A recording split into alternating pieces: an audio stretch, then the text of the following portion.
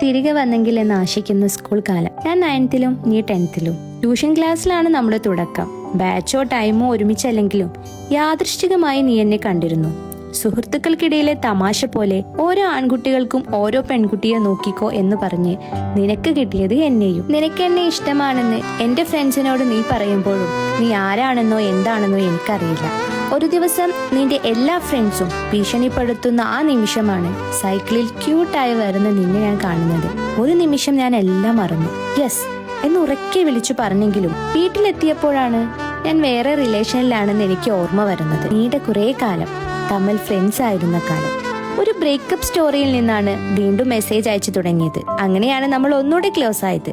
ഒരു ബ്രേക്കപ്പ് ആയതുകൊണ്ട് തന്നെ നല്ലോണം പേടിയും ഉണ്ടായിരുന്നു. പതിയെ നമ്മൾ അടുത്തു, പറഞ്ഞറിയിക്കാൻ പറ്റാത്ത വിധം. അങ്ങനെ ഇരിക്കെ ഒരു പ്രാക്ടിക്കൽ എക്സാം ടൈമിലാണ് കോൾ ചെയ്യുന്നത് അമ്മ കാണുന്നത്. പിന്നീടുള്ള പുകില് പറയണ്ട, ചീത്തയും വഴക്കും, ഒരു സൈഡിൽ ഉപദേശവും, എങ്ങോട്ടും തിരിയാൻ പറ്റാത്ത വിധം ലോക്കായി.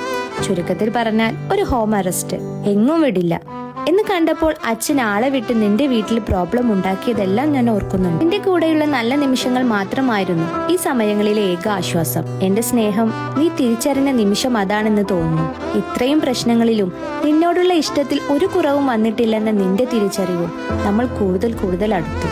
എങ്ങനെയും നിന്നെ ഞാൻ വിടില്ല എന്ന് പറഞ്ഞ് നിർബന്ധം പിടിച്ചപ്പോൾ അമ്മ സുയിസൈഡിന് ശ്രമിച്ചതും അച്ഛന് നെഞ്ചുവേദന വന്ന് ഓർമ്മ നഷ്ടപ്പെട്ട് ബോധം പോയതും എല്ലാം ഓർക്കുമ്പോൾ ഇന്നും ഉള്ളിലൊരു ഭയം. അച്ഛനെ ആംബുലൻസിൽ കൊണ്ടുപോകുന്ന വഴിയെല്ലാം എല്ലാവരുടെയും കുറ്റപ്പെടുത്തലും നിന്നെ വിടേണ്ടി വരുമോ എന്നുള്ള ചിന്തകളും എന്നെ കാറിൽ നിന്ന് ചാടാൻ പ്രേരിപ്പിച്ചു. ഞാൻ ചാടി, രണ്ടാമതൊന്നും ആലോചിക്കാൻ നിൽക്കാതെ. നിന്നെ പിരിയാൻ ഞാൻ ഒരിക്കലും തയ്യാറല്ലായിരുന്നു. ദൈവാധീനം കൊണ്ട് ഒന്നും പറ്റിയില്ല. എല്ലാ റിലേഷൻസും പോലെ സങ്കടവും സന്തോഷവും ഇണക്കവും പിണക്കവും നിറഞ്ഞൊരു പ്രണയം. ഡിഗ്രി കഴിഞ്ഞ് നിന്റെ ഒരുപാട് സ്ട്രഗിൾ കൊണ്ടാണ് നിനക്ക് ആർമിയിൽ ജോബ് കിട്ടിയത്. ഒരു സൈഡിൽ നീ രാജ്യം കാക്കുന്ന ജവാൻ എന്ന അഭിമാനവും സന്തോഷവും, മറുവശത്ത് നിന്നെ കാണാതെ ഒന്ന് സംസാരിക്കാൻ കൂടെ പറ്റാതെയുള്ള മനസ്സിന്റെ വിതുമ്പലും. ഞായറാഴ്ചകളിലെ ഫോൺ കോൾ ആണ് എല്ലാത്തിനുമുള്ള ഏക ആശ്വാസം. നീ എന്റെ കൂടെയുണ്ടായിരുന്ന സമയം ഒരുപാട് സമ്മാനങ്ങൾ തന്നു.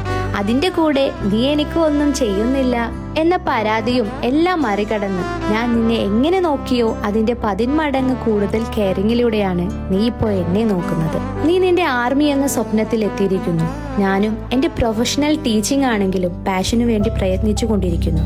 ഫാമിലി സ്റ്റാറ്റസ് എന്ന നമുക്കിടയിലെ ഈ അന്തരം എല്ലാം മറികടന്ന് ഒരു നാൾ നാം ഒന്നിക്കും. ഇന്ന് നാട് കാക്കുന്ന ഒരു ധീര ജവാന്റെ ഭാര്യയാവുന്നതിൽ എല്ലാവരും നമ്മളെ കുറിച്ച് അഭിമാനിക്കും. നീയില്ലാതെ എന്നിലെ ഞാനോ ഞാനില്ലാതെ എന്നിലെ നീയോ പൂർണ്ണമാവില്ല. നമ്മൾ ഒരുമിക്കുന്ന ദിവസത്തിനായി ഇന്നും പ്രാർത്ഥനയോടെ കാത്തിരിക്കുന്നു.